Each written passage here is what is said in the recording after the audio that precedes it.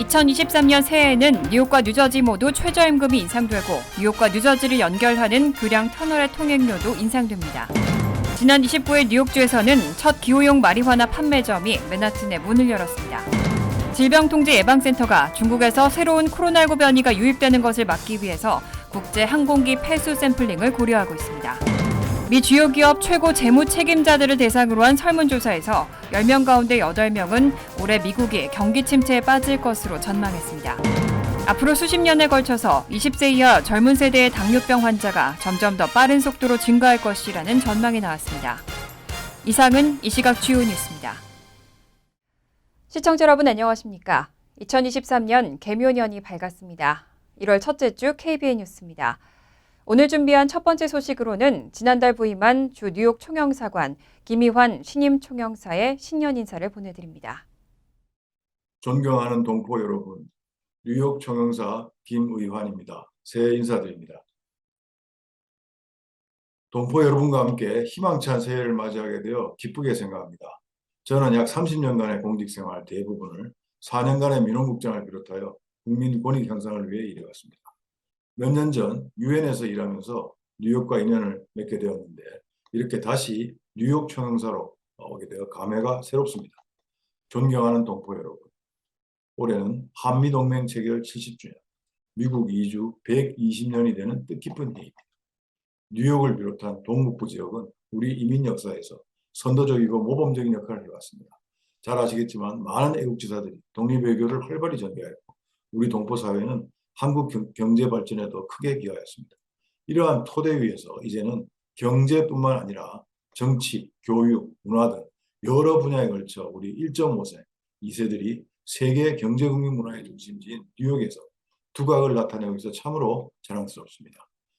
우리 동포사회의 자랑스러운 이러한 헤리티지가 세대를 거듭하여 계속 이어질 수 있도록 우리 총영사관에서도 노력을 아끼지 않겠습니다. 2023년 개묘년 새해에도 우리 총영사관에 변함없는 관심과 성원을 부탁드리며 동포 여러분의 가정에 행복이 가득하시기를 기원합니다. 새해 복 많이 받으십시오. 감사합니다. 2023년 새해가 시작되면서 새롭게 바뀌는 법안과 규정들이 있는데요. 뉴욕과 뉴저지 모두 최저임금이 인상되고 뉴욕과 뉴저지를 연결하는 교량 터널의 통행료도 인상됩니다. 지한샘 기자입니다. 뉴욕, 뉴저지 모두 새해 시작과 함께 최저임금이 인상됐습니다.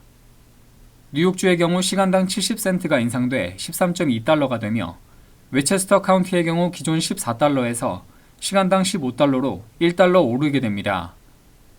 뉴욕주 노동국은 이번 최저임금 인상으로 100만 명의 주민이 영향을 받게 될 것으로 예상했습니다. 뉴저지주는 14달러 13센트로 인상됩니다. 계절 근로자의 경우 12달러 93센트, 팁 근로자는 5달러 26센트로 각각 인상됩니다. 뉴저지주는 2018년 8달러 60센트이던 시간당 최저임금을 순차적으로 인상해 2024년에는 15달러까지 인상할 계획입니다. 뉴욕주는 유급 가족휴가 제도가 확대됩니다.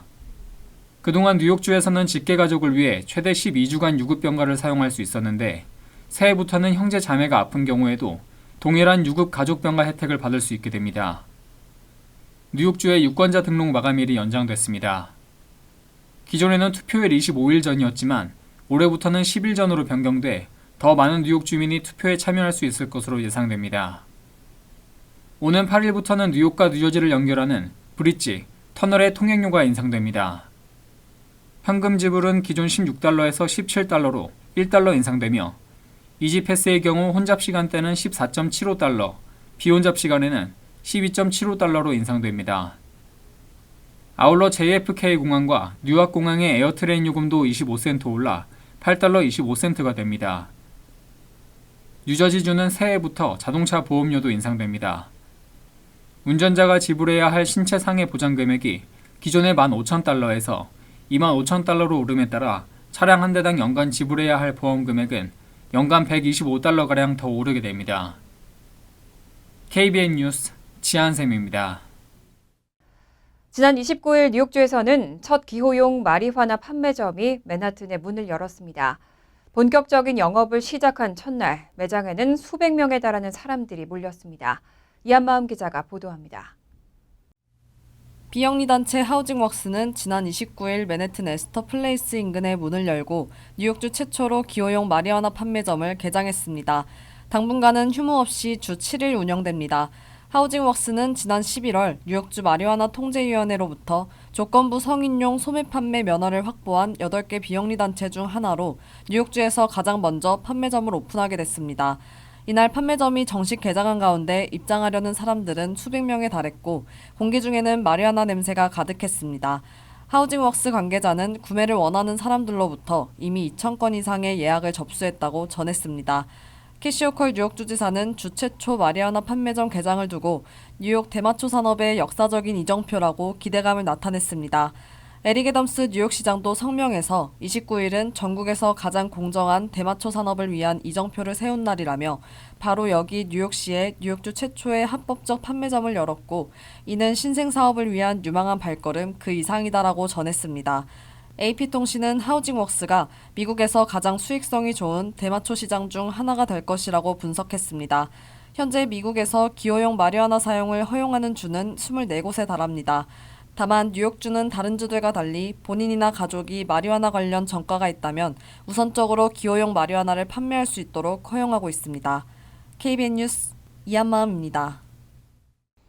중국은 최근 코로나19 방역을 사실상 폐지하면서 확진자가 급증하고 있습니다. 질병통제예방센터는 새로운 코로나19 변이가 유입되는 것을 막기 위해서 국제 항공기 폐수 샘플링을 고려하고 있습니다. 채널뉴스 아시아는 질병통제예방센터 CDC가 로이터 통신에 코로나19 변이 추적을 위해 국제 항공기 폐수 샘플링을 검토 중이라고 밝혔다고 보도했습니다. 감염병 전문가들은 최근 시작한 중국 여행자를 대상으로 한 입국 제한 조치보다 이번에 고려하고 있는 폐수 샘플링 검토가 더 나은 해결책을 제공할 수 있다고 보고 있는 것으로 알려졌습니다. 바이든 정부는 이번 주 자발적 PCR 검사 프로그램이 있는 공항을 확대하고 시애틀과 로스앤젤레스도 추가했습니다. 이로써 코로나19 정보 수집 공항의 수는 총 7곳으로 늘었습니다. 하지만 채널뉴스 아시아는 전문가들이 이런 조치보다 항공기 폐수 검사가 더 효과적인 해법이 될 수 있을 것으로 보고 있다고 보도했습니다. CDC 대변인도 이메일을 통해 미국의 코로나19의 새로운 변종이 유입되는 것을 늦추는 데 도움을 줄 수 있는 몇 가지 선택지 중 하나가 비행기 폐수 분석이라는 입장을 밝혔습니다. 실제로 폐수 추출 검사는 코로나19 변이 추적에 상당한 도움이 되는 것으로 알려져 있습니다. 2021년 12월 에티오피아에서 프랑스로 향하는 비행기 2대의 폐수에선 승객들이 탑승 전 코로나19 검사를 받았음에도 불구하고 오미크론 변종을 발견한 것으로 나타났습니다. 세계 여러 나라들이 중국발 여행객에 대한 입국 규제를 강화하고 있습니다. 하지만 보건 전문가들 사이에서는 이런 규제가 효과가 없을 것이라는 지적과 함께 우려의 목소리도 커지고 있습니다. 지난 29일 CNN은 특정 국가에 대한 입국 규제가 코로나19 확산 방지에 효과가 없을 것이라는 보건 전문가들의 견해에 대해 보도했습니다. 보건 전문가들은 또 이런 조치가 중국인 혐오와 공포를 조장할 가능성을 우려했습니다. 중국이 최근 방역 조치를 급격히 완화한 뒤 코로나19 확산세가 심각해지면서 중국발 여행객에 대한 입국 규제를 강화하는 나라는 빠르게 늘고 있습니다. 미국과 일본, 인도, 대만, 이탈리아 등이 이미 중국 본토와 마카오, 홍콩발 여행객 등에 대해 코로나19 검사 음성 확인서 제출이나 검사를 의무화하기로 했고 입국 규제를 검토하는 나라도 늘고 있습니다. 이런 중국발 여행객에 대한 입국 규제의 배경으로는 팬데믹 정보를 투명하게 공개하지 않는 중국에서 새로운 변이가 유입될 가능성에 대한 우려가 꼽힙니다.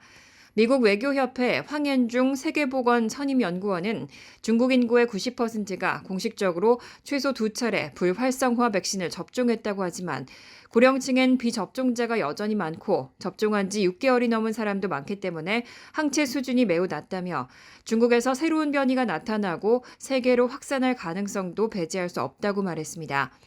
미국 보건관리들은 또 중국이 최근의 확진자 급증을 투명하게 공개하지 않는 점과 새 변이를 찾는 데 필요한 게놈 정보가 부족하다는 점도 우려하고 있습니다.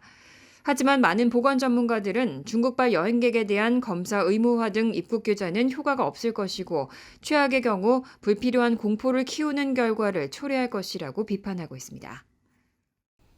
미국에서 지난 30여 년 동안 이뤄진 여러 분야 혁신의 36%가 이민자에 의해서 창출됐다는 연구 결과가 발표됐습니다.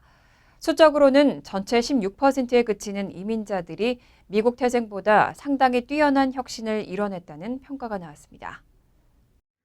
블룸버그 통신에 따르면 전미경제연구소가 1990년 이후 특허의 숫자와 경제적 가치, 인용 횟수 등을 개량 분석한 결과 이 기간 미국에서 이뤄진 혁신의 36%는 이민자에 의해 창출된 것으로 나타났습니다. 그런데 이런 혁신을 이룬 이민자가 과학자나 발명가 등 미국 내 전체 혁신가 중에서 차지하는 비중은 16%에 그쳤습니다. 이들이 수적 비중에 비해서 창조해낸 혁신 비중이 훨씬 더 크다는 의미입니다. 이들은 전체 특허의 약 23%를 직접 만들어냈고 미국 태생 혁신가들의 연구 결과에 간접적으로 공헌한 경우도 13%였습니다. 이 연구를 주도한 하버드대 경영대학원의 이코노미스트 샤이 번스타인은 미국에서 이루어진 혁신의 3분의 1 이상이 이민자에 의해 이루어졌다는 것은 다양성의 중요성을 보여주는 것이라며 서로 다른 지식과 배경을 가진 혁신가들의 결합이 혁신을 한계선까지 밀어올릴 수 있었다고 강조했습니다. 특히 고숙련 이민자들의 기여는 특정 분야에 집중되지 않고 광범위했고 이들은 기술과 의학, 화학산업 등에서 매우 중요한 혁신적인 결과물을 내놨습니다. 또 이민자들은 미국 태생 혁신가들보다 공동 연구를 하는 경우가 많았고 특히 다른 이민자들과의 협업 경향이 컸습니다. 이 밖에 해외 기술에 의존하고 해외 과학자들과의 공동 연구도 많이 함으로써 해외 지식의 미국 유입을 용이하게 했다는 평가를 받았습니다. 최근 미 주요 기업 최고 재무 책임자들을 대상으로 설문조사가 실시됐는데요.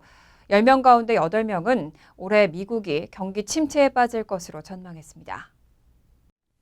CNBC는 미국의 주요 기업 최고 재무 책임자 CFO 23명을 대상으로 설문조사를 실시한 결과 10명 가운데 8명은 미국이 올해 경기 침체에 빠질 것으로 전망했다고 보도했습니다. 응답자의 80% 이상이 올해 경기 침체를 예상하고 있었고 다만 시기에 대해선 상반기 43%, 하반기 43%로 의견이 엇갈렸습니다. 올해 미국 경제가 연착륙할 수 있다고 보는 응답자는 10% 미만이었습니다. 경기 침체 가능성을 높게 보는 CFO들은 주식시장에 대해서도 어두운 전망을 내놨습니다. CFO 절반 이상인 56%는 다우존스 30 산업평균지수가 다시 3만 아래로 떨어질 것으로 예상했습니다. 다만 응답자의 3분의 2는 인플레이션이 정점에 달했다고 밝혔고 CFO 절반 이상이 연준의 인플레이션 대응이 양호 또는 우수하다고 평가했습니다. 앞서 월스트리트저널의 설문조사에서는 미국인들의 절반가량이 올해 미국 경제가 나빠질 것이라고 전망했습니다. 월스트리트저널이 지난 12월 3일부터 12월 7일까지 미 유권자 1,500명을 대상으로 실시한 여론조사 결과에서 응답자들의 52%는 미국 경제가 올해 더 나빠질 것이라고 대답했습니다. 더 나아질 것이라고 보는 응답자들은 25%, 지난해와 비슷할 것이라고 보는 응답자들은 18%였습니다. 특히 공화당 지지자들 사이에서 경제를 비관적으로 보는 비중이 높았고 젊은 유권자일수록 더 비관적인 견해를 보였습니다. 또 유권자들의 66%는 미국 경제가 잘못된 방향으로 가고 있다고 대답했습니다. 코로나19가 장기화되고 재유행이 반복되면서 신체 활동이 감소하는 등 소아 청소년들의 건강에 적신호가 켜졌습니다. 보건 전문가들은 앞으로 수십 년에 걸쳐서 20세 이하 젊은 세대의 당뇨병 환자가 점점 더 빠른 속도로 증가할 것이라고 전망했습니다. 29일 전문학회지 당뇨병 케어 최신호에는 미국에서는 앞으로 수십 년에 걸쳐서 20세 이하 젊은 세대의 당뇨병 환자가 점점 더 빠른 속도로 증가할 것이라는 논문이 게재됐습니다. 이 논문에 따르면 2060년까지 당뇨병 타입 2의 어린 환자 수는 최고 22만 명을 돌파하게 될 것으로 전망돼 거의 700% 증가할 것으로 예상됐습니다. 논문은 또 타입 1 당뇨병의 미성년 환자 수도 점점 늘어나 앞으로 40년 동안 65%가 증가할 것이라고 밝혔습니다. 당뇨병은 인슐린의 분비량이 부족하거나 정상적인 기능이 이루어지지 않는 등 대사질환의 일종으로 혈중 포도당 농도가 높은 것이 특징입니다. 크게 혈당을 조절하는 인슐린이 췌장에서 전혀 분비되지 않는 경우에 타입 1 당뇨병과 인슐린 분비 기능은 남아있지만 비만 등 여러 원인으로 인해 인슐린 저항성이 증가하는 타입 2 당뇨병으로 나뉩니다. 이번 논문은 앞으로 젊은 세대의 당뇨병 신규 환자 확진자 비율이 전체적으로 비슷하게 유지되더라도 2060년까지는 타입 2 당뇨병 진단이 최소 70%, 타입 1 당뇨병 진단은 최소 3%가 늘어날 것으로 예측했습니다. 데보라 하울이 질병통제예방센터 수석국장 대리는 이에 대해서 새로운 조사 결과는 우리들 모두에게 경종을 울려주고 있다며 앞으로 모든 미국민, 특히 청년층과 어린 세대의 건강을 위해 더욱더 많은 노력을 기울여야 할 것이라고 논평했습니다. 간추린 소식입니다. 캐시 호컬 뉴욕 주지사가 지난 28일 사기 범죄자 처벌 강화 법안에 서명했습니다. 법안에는 주정부 차원의 비상사태 선포 기간 사기 범죄를 저지른 회사나 개인을 상대로 한 벌금을 사기 금액의 최대 3배 또는 $15,000 가운데 더 큰 금액으로 부과한다는 내용을 담고 있습니다. 기존 사기 범죄자에 대한 벌금은 $5,000 이하였습니다. 호컬 주지사는 주정부 차원의 비상사태 선포 기간 발생한 사기 범죄를 신고한 내부 고발자 등 개인에게 주어지는 포상금을 인상하는 내용의 법안에도 서명했습니다. 뉴욕시 빌딩국이 올 겨울 시즌 시 전역의 모든 건설 현장에 대한 안전규정 위반 단속을 실시합니다. 2월까지 이어지는 이번 단속의 대상은 뉴욕시 5개 보로에서 현재 진행 중인 약 4만 개에 달하는 크고 작은 모든 건설 현장입니다. 단속 요원들은 예고 없이 불시에 건설 현장을 방문해 안전규정 준수 여부를 점검하게 됩니다. 특히 낙상과 추락 등으로 인한 인명사고와 관련된 안전규정에 집중될 것으로 알려졌습니다. 시 빌딩국에 따르면 지난해 뉴욕시에서 발생한 건설 현장 사망사고 10건 가운데 8건은 낙상 및 추락사고였고 안전규정 점검 및 계도가 시급한 상황입니다. 뉴욕 한국문화원이 온라인 한식요리 특강, 김장, 담그고 나누는 김치 영상을 4개월에 걸쳐 순차적으로 소개합니다. 김은희 셰프가 자신만의 김치 제조법을 설명하는 영상을 총 4편에 걸쳐 소개하는 방식입니다. 문화원 홈페이지를 통해 지난 20일 첫 편이 공개된 영상에서 김 셰프는 배추김치 담그는 법과 갓 담근 배추김치와 곁들여 먹는 돼지 삼겹살 수육 제조법을 소개했습니다. 영상은 문화원 홈페이지나 문화원 유튜브 채널에서 확인할 수 있습니다. 지난달 미 중서부 아이다호주에서 발생한 아이다호대 대학생 4명 피살 사건의 용의자가 펜실베니아주 체스넛 힐 타운십에서 체포됐습니다. 28세 용의자 브라이언 코버거는 사건 현장에서 발견된 유전자와 일치한 것으로 알려졌습니다. 용의자는 살인 현장에서 10마일이 안 되는 거리에 있는 워싱턴 주립대 박사과정 학생으로 형사사법과 범죄학을 공부해온 것으로 전해졌습니다. 환율과 증권 소식입니다.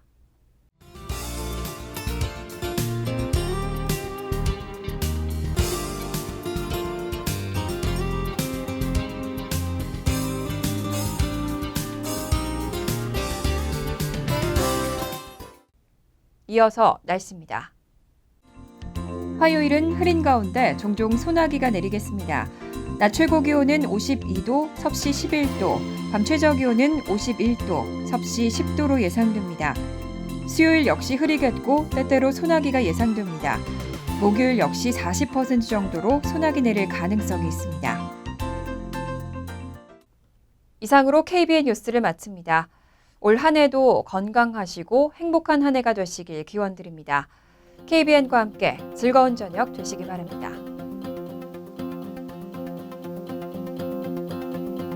미 동부 최대 한인방송 KBN이 제작하는 KBN 뉴스는 웹사이트 mykbn.com 그리고 유튜브와 페이스북에서 다시 보실 수 있습니다. 좋아요, 구독, 알림 설정은 뉴스 제작에 큰 도움이 됩니다.